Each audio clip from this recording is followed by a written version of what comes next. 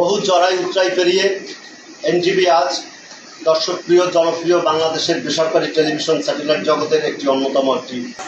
বিগত 8 বছর আমাদের এই এনটিভির চেয়ারম্যান জনাব মোসাদ্দেক আলী ফাজুল সাহেব দীর্ঘদিন রোশানলের শিকার হয়ে তিনি নির্বাসনের জীবনযাপন করেছেন বিদেশে।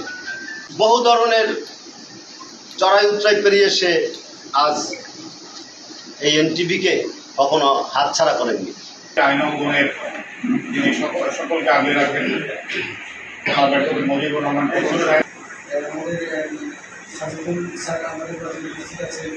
প্রায় প্রতি বছরই এখানে কাজল দা বিদ্যাসাগরকে স্মরণ করে এই অনুষ্ঠানটা প্রায় আয়োজন করে থাকে এবং প্রায় সাংবাদিক মহোদয়রা যারা এখানে উপস্থিত আছেন তারা কিন্তু এটার দিকে সুদৃষ্টি আছেন। জনগণের আকাঙ্ক্ষার চাহিদা যে প্রাপ্তি সেটা সবাই এনটিভি পূরণ করতে পেরেছে বলেই আজ পর্যন্ত তাদের সেই ধারাবাহিকতা বজায় রেখেছে। আমি এই ধারা অব্যাহত রাখার জন্য এনটিভিকে ধন্যবাদ জানাচ্ছি। তাদের এই 24 বছর পূর্তির সাথে সাথে এটা যেন আরও দীর্ঘজীবী হয়ে আমাদের মাঝে সারা বাংলাদেশে বিভিন্ন বস্তুনিষ্ঠ সংবাদ প্রকাশ করবে। পরিসরটা জায়গাটা ছোট কিন্তু আয়োজনটা কিন্তু বড়, কারণ আজকে যাদেরকে কেন্দ্র করে আজকের আয়োজন আমাদের বিদ্যাসাগর, আমাদের মুরব্বী, আমাদের বাবা, এটা আসলে কিন্তু আমাদের মাথায় অনেক সময় কাজ করে না। এটা কিন্তু আয়োজনটা কিন্তু অনেক বড়, পরিসরটা ছোট।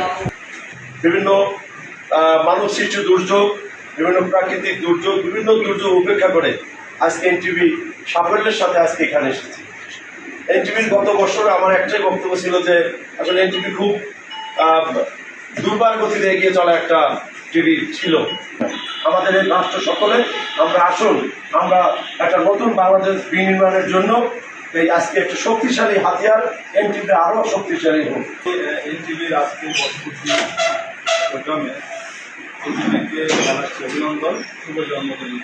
আমি বলবো যে এনটিভির 23 থেকে 24-এ আসলো, যখন শুরু হয়েছিল তখন কেবল আমার বয়স তখন 20 থেকে 21-এর ভিতরে। তখন যুবক ছিলাম, দেখেছি যে যতগুলো চ্যানেল শুরু হয়েছে তার ভিতরে অন্যতম দৃষ্টি আকর্ষণ করেছি।